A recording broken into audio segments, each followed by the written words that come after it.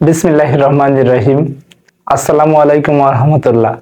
প্রিয় শিক্ষার্থীরা, welcome to মুমিনুলস teaching home. প্রিয় শিক্ষার্থীরা, এই ভিডিওটি দ্বারা তোমাদের নবম শ্রেণীর বিজ্ঞান বইয়ের পঞ্চম অধ্যায় পদার্থের গঠন এই অধ্যায়ের 5.2 পরমাণু মডেল সম্পর্কে আলোচনা করা হবে।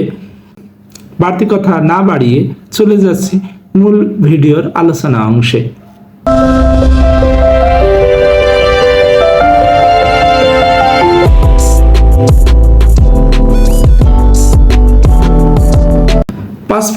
পরমাণু মডেল। পরমাণুর মডেলের ধারণা, উৎপত্তি ও বিকাশ সম্পর্কে তোমরা তোমাদের পূর্ববর্তী শ্রেণীতে ধারণা পেয়েছো। কোয়ান্টাম মেকানিক্স গড়ে ওঠার পর প্রথমবার পরমাণুর গঠন সত্যিকারের ব্যাখ্যা করা সম্ভব হয়েছে। এটি বিজ্ঞানের অনেক বড় একটি সাফল্য, কিন্তু একদিনে সম্ভব হয়ে ওঠেনি।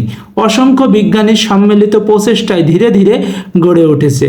দুটি প্রচেষ্টার কথা আলাদাভাবে বলা সম্ভব। তার একটি হচ্ছে রাদারফোর্ড পরমাণু মডেল, অন্যটি বোর পরমাণু মডেল। হ্যাঁ, আমরা জানি যে এই পরমাণু নিয়ে বা অণু নিয়ে বা দেখা যাচ্ছে পদার্থ নিয়ে, মৌল নিয়ে, এগুলো নিয়ে বিজ্ঞানের অনেক গবেষণা রিসার্চের ফলে এগুলো একদিনে আবিষ্কার হয়নি, আর এটা সম্ভবও না একদিনে, তাই বলা হয়েছে। আমরা এরপরে আসব রাদারফোর্ড পরমাণু মডেল 5.2.1। পরমাণুর মাঝে বিপরীত চার্জ বিশিষ্ট ইলেকট্রন প্রোটন রয়েছে। সেটি বিজ্ঞানীরা জানতে পেরেছিলেন, কিন্তু সেটি কিভাবে রয়েছে তা জানতেন না। ব্রিটিশ বিজ্ঞানী আর্নেস্ট রাদারফোর্ড পরীক্ষালব্ধ তথ্যের উপর ভিত্তি করে প্রথম এই বিষয়টির উপর আলোকপাত করেছিলেন। এ ব্যাপারে তার দেয়া মডেলটি রাদারফোর্ড পরমাণু মডেল নামে পরিচিত। একটা মডেল দেয়া আছে 5.1 রাদারফোর্ড পরমাণু মডেল। ইলেকট্রনের কক্ষপথ দেখানো রয়েছে, নিউক্লিয়াস দেখানো রয়েছে, প্রোটন, নিউট্রন, ইলেকট্রন দেখানো রয়েছে। 1 নম্বরে বলা হচ্ছে মডেলটি এরকম বলে 1 নম্বরে বলা হচ্ছে একটি পরমাণুর ধনাত্মক চার্জ এবং পরমাণুর অধিকাংশ ভর পরমাণুর কেন্দ্রে পুঞ্জীভূত।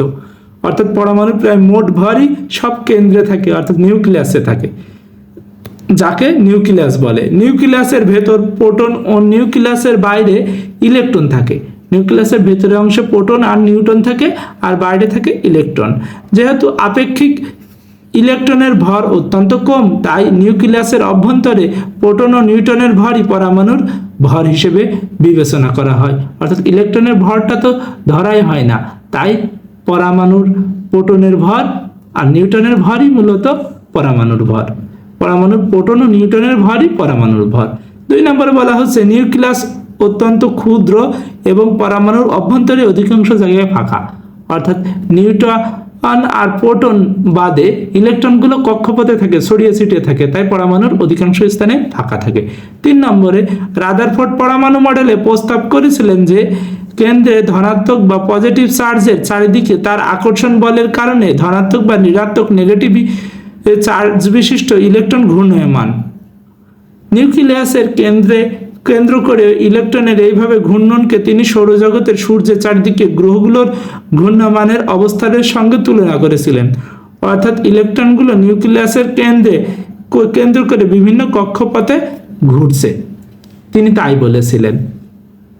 অর্থাৎ সৌরজগতের মতো তুলনা করেছিলেন। যেমন সৌরজগতে কি আছে, বুধ, শুক্র, পৃথিবী, মঙ্গল, ইউরেনাস, নেপচুন, প্লুটো, এই গ্রহগুলো যেমন সৌরজগতের সূর্যকে কেন্দ্র করে চারপাশে ঘুরে, ঠিক একই হিসেবে রাদারফোর্ড বলেছিল ইলেকট্রনগুলো নিউক্লিয়াসকে কেন্দ্র করে ঘোরে। সৌরজগতের সঙ্গে রাদারফোর্ডের পরমাণু মডেলকে তুলনা করার কারণে এই মডেলকে সোলার সিস্টেম মডেল বা সৌর মডেলও বলা হয়। আবার এই মডেলের মাধ্যমে বিজ্ঞানী রাদারফোর্ড সর্বপ্রথম নিউক্লিয়াসের ধারণা প্রবর্তন করেন বলে এই মডেলকে নিউক্লিয়ার মডেলও বলা হয়। এই 3টি নাম মুখস্থ রাখবো: সৌর মডেল, নিউক্লিয়ার মডেল আর কি রাদারফোর্ড মডেল। প্রিয় শিক্ষার্থীরা, এই ভিডিওর আলোচনা এতটুকুই ছিল। পরবর্তী ভিডিওয়ে আমরা রাদারফোর্ড পরমাণু মডেলের সীমাবদ্ধ সম্পর্কে পড়ব। তোমরা সকলে ভালো থেকো, সুস্থ থেকো। তোমাদের সকলের জন্য শুভকামনা রইল। আসসালামু আলাইকুম ওয়া রাহমাতুল্লাহি ওয়া বারাকাতুহু।